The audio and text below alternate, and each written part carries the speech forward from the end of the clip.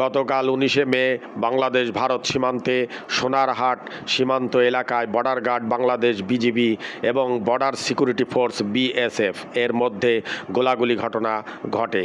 কি ঘটেছিল? ঘটনাটি ঘটে সিলেট জেলার গোয়াইনঘাট উপজেলার সোনারহাট সীমান্তে।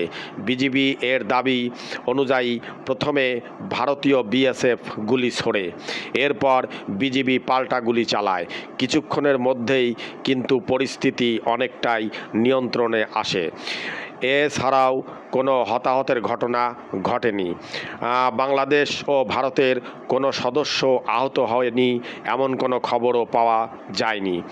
বিজিবি এর বক্তব্য, বিজিবি জানায় যে সীমান্তে টহল ও নজরদারি আরও জোরদার করা হয়েছে এবং বাহিনী সর্বোচ্চ সতর্ক অবস্থায় রয়েছে। স্থানীয়দের জন্য সতর্কবার্তা দেয়, সীমান্ত এলাকায় বাসিন্দাদের অবৈধভাবে সীমান্ত পারাপার বা সন্দেহজনক কর্মকাণ্ড থেকে বিরত থাকার জন্য সতর্ক করা হয়েছে।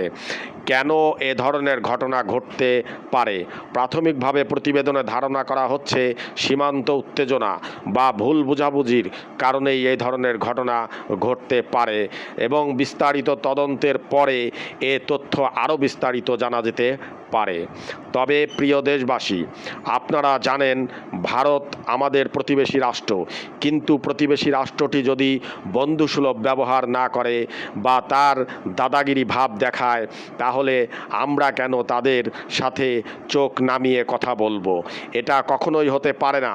ভারত আমাদের জন্মলগ্ন থেকেই শোষণ করছে, আমরা ভারতের দ্বারা নির্যাতিত হচ্ছি।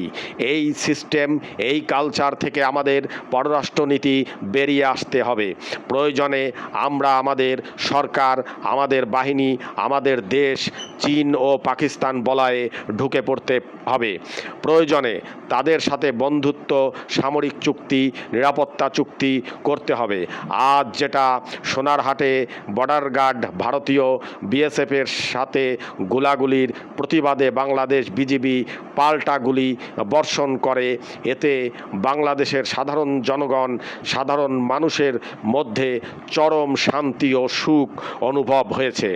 বাংলাদেশের বর্ডার গার্ড বিজিবি দামাল ছেলেগুলো দেখিয়ে দিয়েছে বাংলাদেশও চোখে চোখ রেখে কথা বলতে জানে। তাই বাংলাদেশ সরকারকে এখনই চিন্তা করতে হবে বাংলাদেশ সেনাবাহিনী, বিজিবি, ডিফেন্স, বিমান বাহিনী, নৌবাহিনী সকল সেক্টরকে শক্তিশালী করা এবং আন্তর্জাতিক বিশ্বের সাথে ভালো বন্ধুত্ব লবিং রাখা দরকার মনে করি। আমি মোহাম্মদ ইউসুফ আলী, সময় বাংলা 24।